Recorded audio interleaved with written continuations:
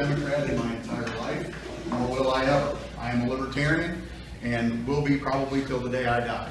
A little bit about myself.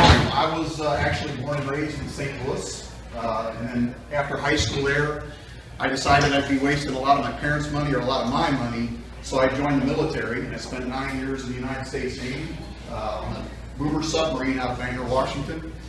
As far as politics, I have always been more on the Republican side for sure, Republican and independent primarily.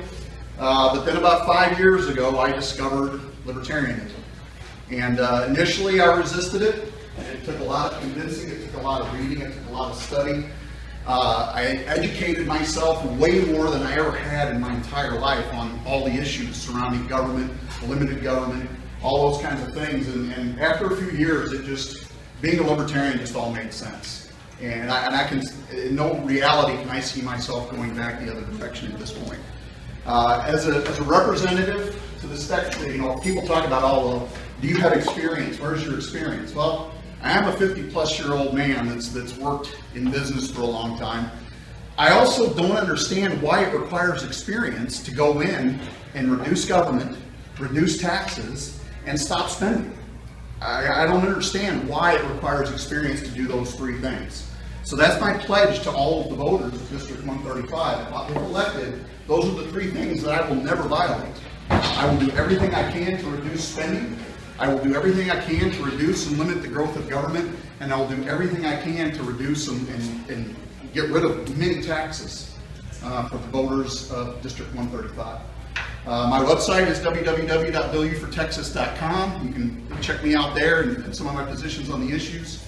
I'm also on Twitter at Bilyeu for Texas, 4 with an F-O-R, so Bilyeu for Texas. Also on Facebook, all you need to do is hashtag vote different this time. I'm tired of the two-party duopoly. Republicans and Democrats, to me, in many cases, are two sides of the same coin, and libertarians provide you a different option to do something different this time. So once again, Paul Bilyeu, libertarian for State House District 135. Thank you very much for the time. You want to take some questions? I will absolutely take some questions. I got some right now. Here we go. I'm going to start. We've had the Glasses come here and talk before, both Kathy and Tom. And one of the things I've asked them is, and I'd like your opinion on it too, is there seems to be a radical fringe in the Libertarian Party. And would you want to speak to that? What's going on there? Do you know what I'm talking about? I do know what you're talking about. Just like all political parties, where there's a range of beliefs, a range of thoughts. Just like, from a Republican perspective, you've got very moderate Republicans, very liberal Republicans, and you've got very conservative Republicans, right? Same is true in the Libertarian Party. On the one end of the spectrum in the Libertarian Party, you've got 100% anarchists, right, that believe government should just go away and be gone. And while there's some merit to some of those ideas, there's some things that certainly can't happen in that type of environment, right? And then there's some very conservative-minded libertarians. We've got all kinds of labels everywhere: paleo-libertarians and just conservative, pragmatic is one that they use in our business. Pragmatic libertarians. Bottom line, I try to prevent labeling myself. I don't label myself. I am not an anarchist. Okay, if anything, I'm a minarchist. I think a minarchist. Okay. There is a role for government, but it's right now it's an out of control Leviathan, and there's nobody really stopping it. It's just snowballing out of control. And until we try something different and get some different legislative thought in these local, state, federal levels, nothing's going to change. It's just going to continue to snowball. So yes, there are radical people in the Libertarian Party, but I personally value because they keep the party from getting too far either direction, right? They keep us centered on our core principles. But there is no radical takeover of the Libertarian Party. There's radical voices, there's pragmatic voices, they balance each other out, and we've got a pretty good core ideology as a result. Hope that answers your question, Dave. It does. Thank you. Yes, sir. Okay, you have the Libertarian. It's cool to have more than two parties, but when it gets to the presidential race, to, unless they start dividing all the different counties of the country up again, for a different party, it's never going to happen to have a libertarian as far as the party goes, unless we change the electoral college. Well, that's a challenge we face every day as libertarians. I don't disagree with anything you just said. I mean, the system has been created over the last 100 years, and Republicans and Democrats, to their credit, in a way, they've created a system that favors them, right? Even the Commission on Presidential Debates, that whole system is skewed toward Republicans and Democrats, and they keep moving the goal line. So if a libertarian or any third-party candidate starts getting some kind of popularity, the Commission on Presidential Debates then moves the goal line, right, and changes the requirement to get into a debate.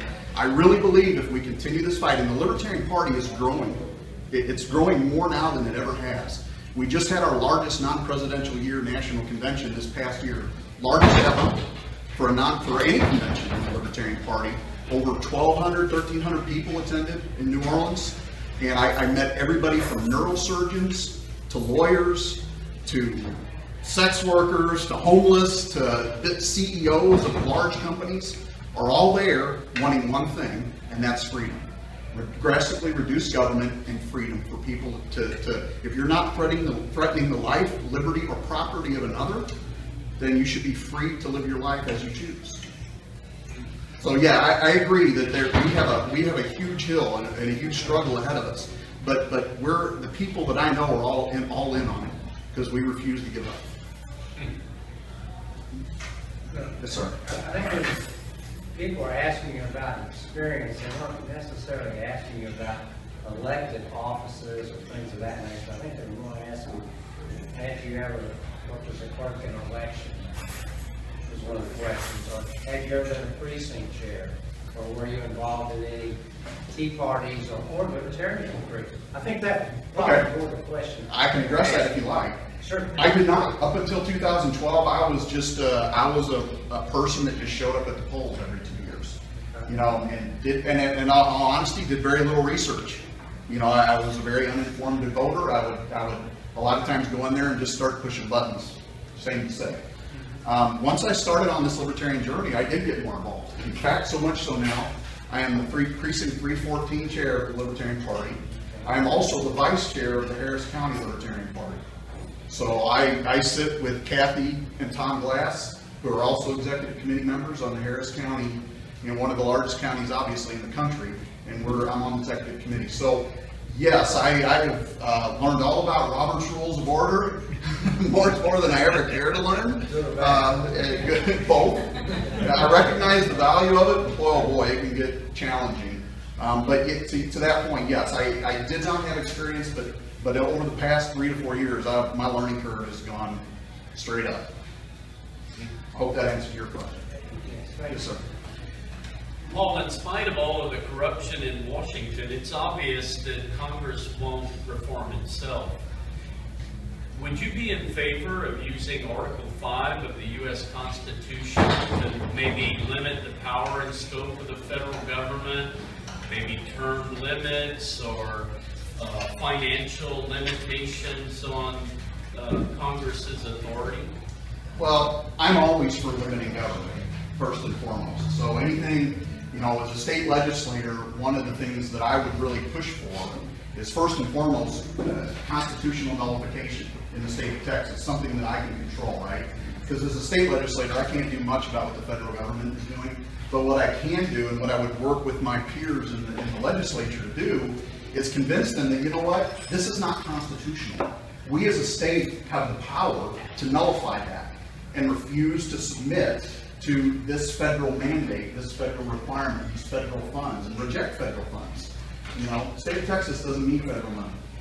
We've got plenty of money here, right? So in a way, I would do those things, but as a state legislature, I wouldn't have much power to do anything from a federal standpoint. But anything, I guess a simple answer to that is anything that we can do to limit government, I would be all in on. Are you aware that the Texas State Legislature has already passed a resolution in favor of doing just what I mentioned? I'm not aware of that. I'll have to check into that. Another thing about nullification is, doesn't that lead to anarchy? Look at the states that refuse to enforce federal law when it comes to illegal immigration. California, for instance. I don't think it leads to anarchy. I mean, do we have, in California, do we have a Mad Max scenario going on? I mean, I don't believe that. I don't believe that. I mean, I respectfully disagree. I don't think we do. But I think as in those situations when we greatly limit government, people will figure it out. People will figure it out. We'll get together and we'll figure it out at the local level. Instead of having the government dictate what we do as a local township, a local group, a local community, we get together and we figure that out ourselves. Instead of being told what we can or cannot do, being mandated what we can or cannot do. It's just my opinion. Just two questions, really. So, just to clarify your last statement, you believe that immigration is a local issue? Immigration, to me, is a state's issue. The federal government, as I understand it, and there may be some other historian, David may know this better than me, the Constitution doesn't explicitly talk about immigration. The Constitution talks about naturalization, which is how do people become citizens in the United States. It doesn't give the federal government any power of border control. It just doesn't. The Constitution doesn't. So to me, border control in the state of Texas should be the responsibility of Texans. That's where I'm going. Now, do I have a solution for that? No, I don't. I'm not going to stand up here and tell you I've got this grand plan to solve border problems here in the state here. But to me, if the federal government is not the answer, it's the state of Texas and the people of Texas to figure that out and work with property owners on the border to figure that out and decide what's right for us.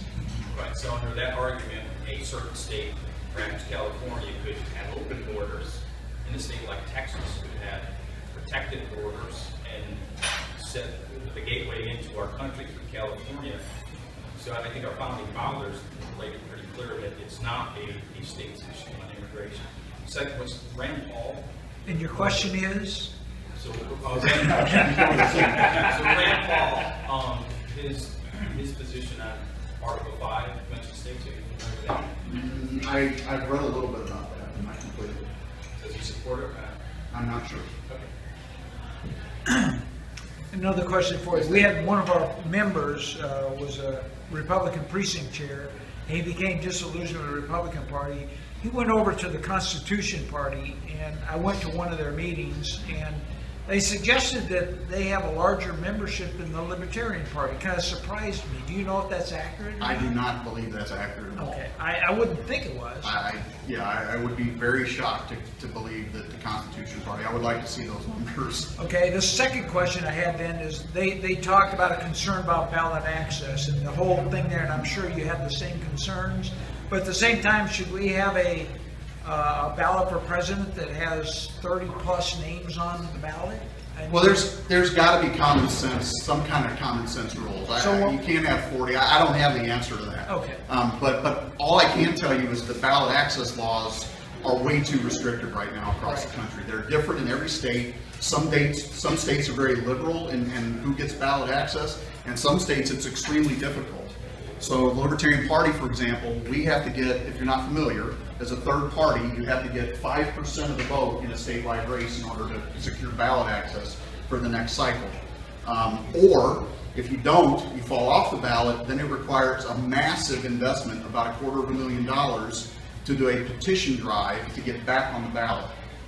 So it requires 47,000 plus signatures. And typically you need about 65,000 just to have enough that are valid. So I agree with you, David. There has to be some restrictions. I don't know what those are, but you can't have 50 people lined up on the ballot for president, right? So, but right now, the state that it's in now, the ballot access laws are way too restrictive and limit people's options purely because the Democrats and Republicans want it that way. I got two more questions. Do you live in the district? I do live in the district. I live in, okay, I guess I should have said that. Yes, I live in Stonegate, right down the road, so precinct 314, I think. It's right there at Parker, Cypress, and 290. Are you running for the office as a Libertarian because of those principles there, or are there some issues you have with the current representative, Gary Oken? I am running as a Libertarian because of my core ideology as a Libertarian. I'm not going to speak against Mr. Elkins or anything that he has or has not done.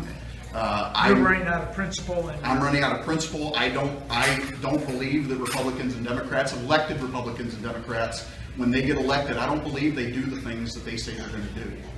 I just don't. I have not believed that for a long time, and that's my pledge, is that I'm not beholden to any special interests. I never will be. I'm going to go there and vote to reduce the things that I claim to reduce, and if the people in 2 years don't want me again, it's their prerogative to vote me out, and that goes back to the term limits.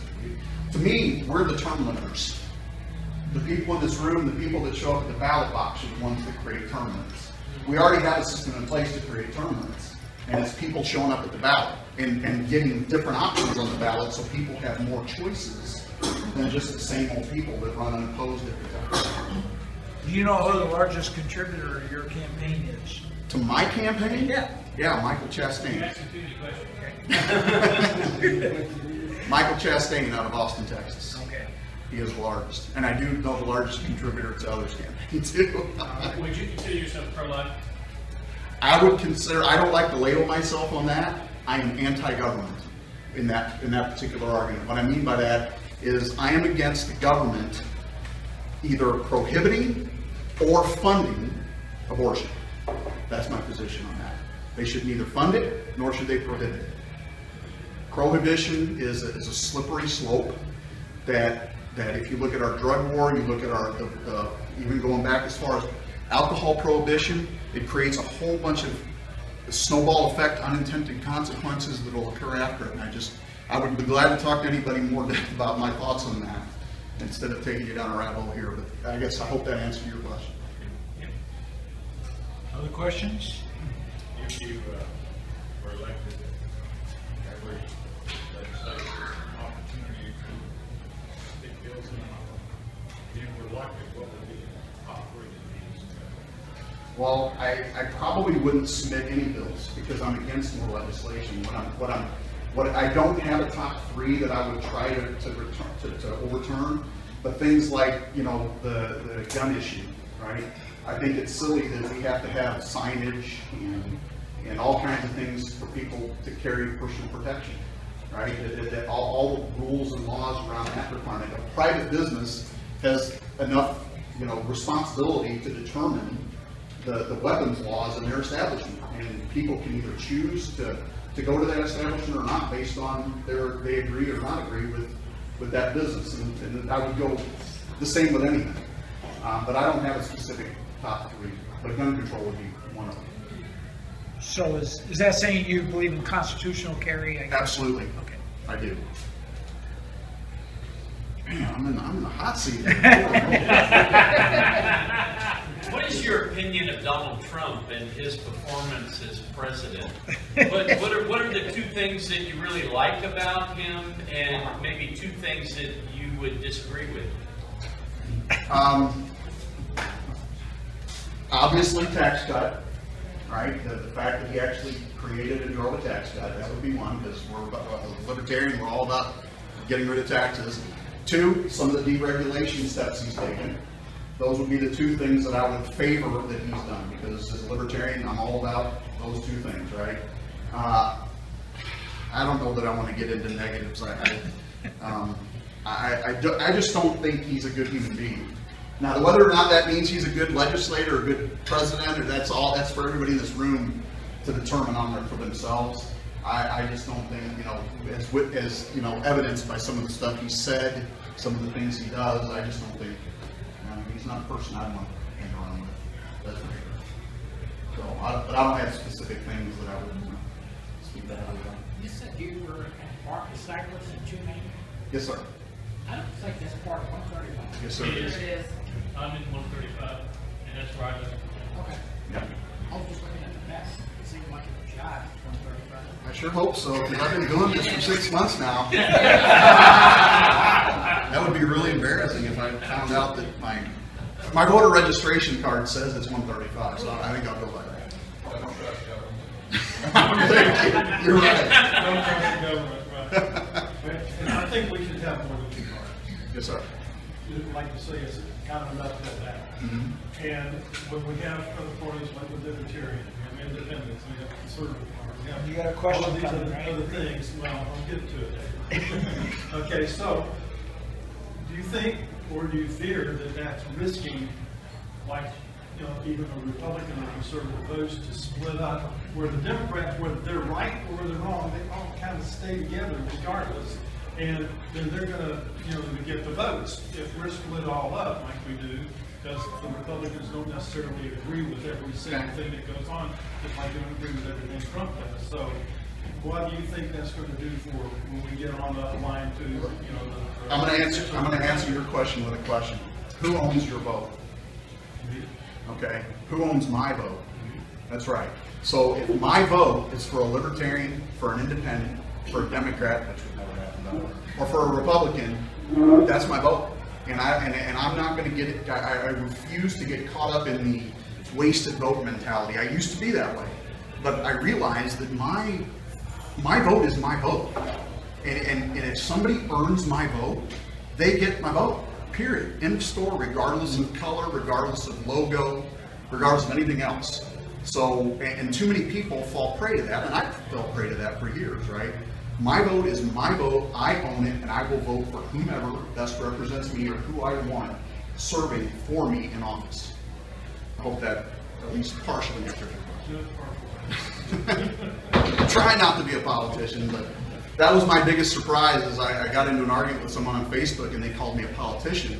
And I immediately went, who are they talking to? So I was responding as if they weren't talking to me, and then it finally dawned on me after a few minutes. There was me. They were talking to me. And I'm like, oh my God, I'm a politician. Yes, ma'am. So you said you don't believe in government and you're not going to offer any bills, and what are you going to be doing as a legislator? My goal would be to reduce government. I didn't say I would get rid of all government. My goal would be to... Are you a non-poll libertarian? You could put me in that category, sure. So you believe in abolishing the Federal Reserve? Oh, yes. Oh, yes. Yes. I mean, I think the government, my personal opinion, after, like I've said already, my personal opinion is that why do we have the government doing things for us that we could be doing ourselves? We have gotten into this rut where we all allow the government and just assume the government can do things for us. We can do it ourselves. We can get together and do it ourselves. Would it be hard in certain areas? Absolutely. I'm not saying there's we just flip a switch and it's magically utopia and we can figure it out. So how are you going to reduce the government? Sorry. Well, first I would fight any unconstitutional legislation that's introduced. So I would work with the other legislators to anything that gets introduced to try to create more laws, more legislation. I would fight against that. And any existing laws that infringe on the rights of free individuals, I would be looking at to either get rid of, reduce, limit, those kinds of things. So instead of creating more new laws, I would be doing anything I could to get rid of them or to limit the impact of any new things that we're going to do. Can you give me some examples of what you're going to be abolishing? I just talked about gun control just a few minutes ago. Property tax would be one. A big change in the education system in Texas. So there's all kinds of things, and I don't want to monopolize y'all's time. I know David's got it. But I'm glad to talk to anybody individually about it after we're done. But I'm about to get out here. But thank you for the time. I appreciate it. I'll be here for the entire duration. If anybody wants to talk some more about things or convince me differently that I'm wrong, I'm welcome to hear it. So Thank you so much. thank you, David. Appreciate it.